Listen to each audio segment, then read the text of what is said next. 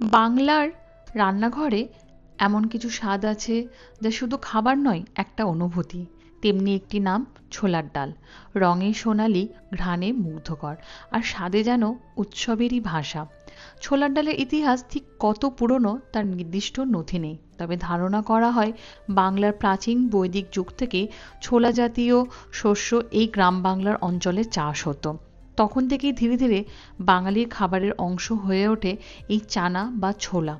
তবে আজও আমরা যে মিষ্টি মশলা ঘি ঘরে ছোলার ডাল চিনি, তার আসল পরিচয় রূপ পায় মধ্যযুগ ও নবাবী আমলে।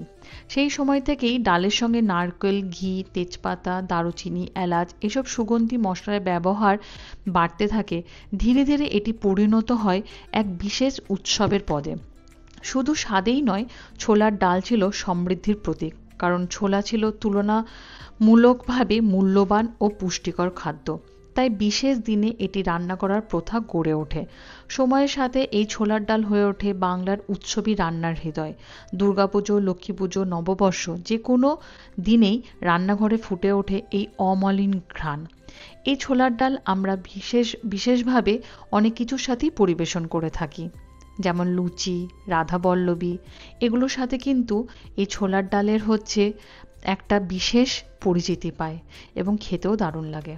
আপনাদের কেমন লাগে অবশ্যই